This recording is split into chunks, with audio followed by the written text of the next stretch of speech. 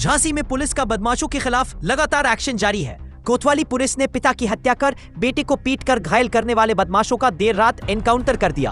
Police ने विनोद यादव व सचेंद्र यादव उर्फ चच्चा के पैर में गोली मारी है। दरअसल बीते दिनों पंचवटी कॉलोनी में एक युवक के घर में घुसकर इन बदमाशों ने बेरहमी से हत्या कर दी थी और उसके बेटे को पीटकर अधमरा कर दिया था। पुलिस बदमाशों की तलाश में जुटी थी। जैसे ही मुखबिर की सूचना मिली, पुलिस ने नगरिया कुआं के पास घेराबंदी कर दी। बदमाशों ने अपने आप को घिरता देख कोतवाली पुलिस पर फायर झोंक दिया। पुलिस की जवाबी कार्रवाई में दोनों बदमाशों के पैर में गोली लगी है। ये दोनों बदमाश जिला निवाड़ी के सिमरा एमपी के निवासी है। पुलिस जांच में सामने आया कि शराब पार्टी के दौरान किसी बात को लेकर इन बदमाशों ने घटना को अंजाम दिया था। बदमाशों के कब्जे से 3 तमंचा और कारतूस बरामद हुए हैं। फिलहाल अब ये दोनों बदमाश विनोद और सचेंद्र लंगड़ाते हुए सलाखों के पीछे हैं। आज कोतवाली पुलिस उच्चाधिकारियों के निर्देशन में वांछित अपराधियों की गिरफ्तारी में तत्पर थी। उसी दौरान एक मुखबिर की सूचना प्राप्त हुई कि 2 संदिग्ध व्यक्ति नगरिया कुआं से हाईवे की ओर जाने वाले रास्ते पर दिखे हैं। इस सूचना पर तत्काल कोतवाली पुलिस जब आई तो उन्हें 2 संदिग्ध व्यक्ति दिखाई दिए। पूछताछ के लिए उन्हें रोकने का प्रयास किया थाना कोतवाली पुलिस ने, तो वे नहीं रुके और पुलिस को देखकर भागने लगे।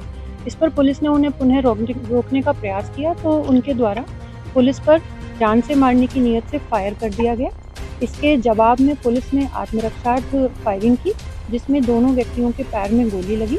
जब उनसे उनका नाम पूछा गया तो उनके द्वारा विनोद यादव निवासी निवाड़ी मध्य प्रदेश और सचेंद्र यादव निवासी निवाड़ी मध्य प्रदेश अपना परिचय दिया गया।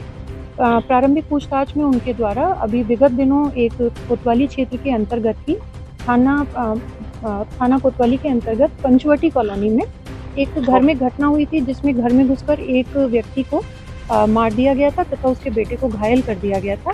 उस घटना को इन्होंने कबूल किया है और इन दोनों को जो घायल हुए हैं मुठभेड़ में उपचार के लिए जिला अस्पताल भेज दिया गया है। आगे की विधिक कार्रवाई पूरी की जा रही है। मैडम क्या मोटिव था, क्या अभी इनसे जितनी पूछताछ हुई है उसमें इन्होंने बताया कि ये उस दिन सुबह से ही, इनका अभी एक साथी फरार है, तो ये तीनों साथी मिलकर सुबह से ही उस दिन शराब पी रहे थे और शराब की नशे की हालत में ही ये अपना उसका परिचित हैं जिसको इन्होंने मर्डर किया, उस परिचित के यहाँ पहुँचे।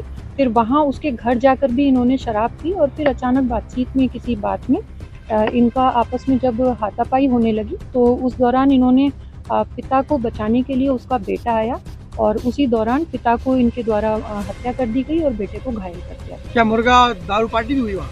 ये हाँ, दारू उन लोगों ने वहाँ शराब का सेवन पहले से भी किया था और उसके घर भी जाकर। मैडम हत्या कैसे की? ये हत्या जो केबल होती है, केबल को गले में फंसाकर घोट कर उसको मारा गया था और उसके हाथ पैर भी बंधे हुए थे मृतक के और बेटा भी उसका घायल था, उसके भी गले पर निशान। क्या ये पेशेवर अपराधी हैं? क्या बरामद? ये इनके कब्जे से 2 315 बोर के तमंचे और खोखे और कारतूस बरामद हुए हैं।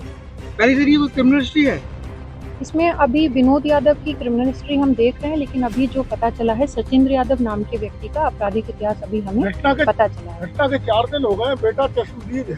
बेटे से आप लोगों की क्या बात हुई, इसमें क्या घटनाक्रम बताया? बेटा अभी वो उपचाराधीन है और उसके द्वारा अभी पूरी तरह से वो बात करने की स्थिति में नहीं है, तो वो स्थिति को अभी स्पष्ट नहीं कर पा रहा है। जब उसकी तबीयत में सुधार होगा तो पूरी घटना की जानकारी उससे की जाएगी।